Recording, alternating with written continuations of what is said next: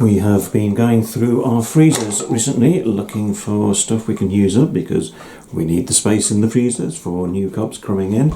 So a couple of days ago I found a load of plums and blackberries, so they've gone into the pan there. What we're also getting at the moment, a huge number of apples from our we've got a big apple tree on one of our allotments, so we've got loads and loads of apples to use up. This is just a tiny proportion of what we're getting. So what we're going to do is combine them all together to make some jam, a plum, blackberry and apple jam. Now the apples will provide the pectin to help it to set. There's loads of juice in the fruit anyway, so we don't need to add any water. But we've measured the quantity. You need to know how much by weight that you're putting in, because later on when you add the sugar, the amount of sugar that goes in is dependent on how much fruit you put in. Seems a bit obvious, but I'll say it anyway.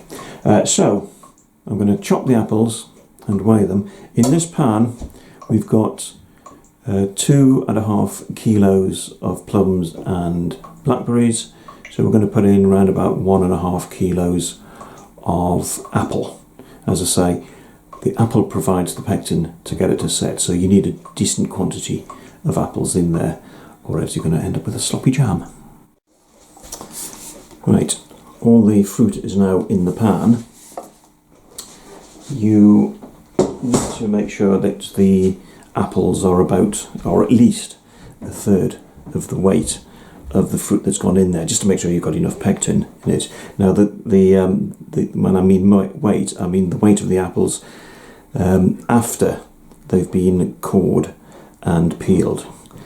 So that lot now goes onto the cooker, and we'll put some heat under it and bring it to the boil. Actually, it occurs to me that I should say a bit about the weight of the plums. When measuring the weight of the plums, you're measuring the fruit only, the flesh only, so it's after the stones have been removed. Once it's come up to the boil, turn the heat down and let it simmer until all the fruit, and particularly the apples, has turned into a soft, wet, mushy pulp.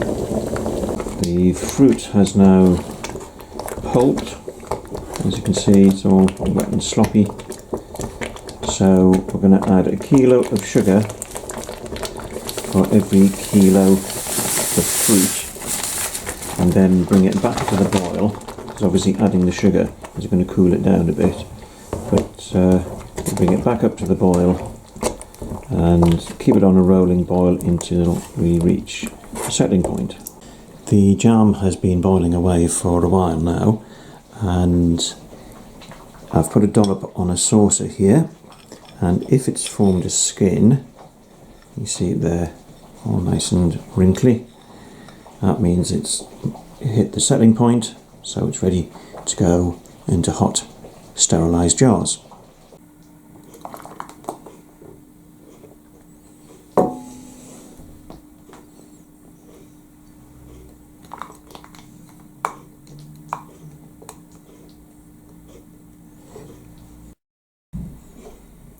"21 jars of plum, blackberry and apple jam."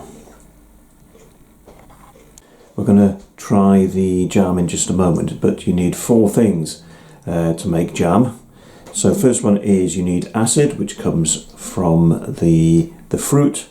You need pectin, and that's where you've got to be careful about which fruit you choose. So in the one that we've just made, blackberries don't have any pectin.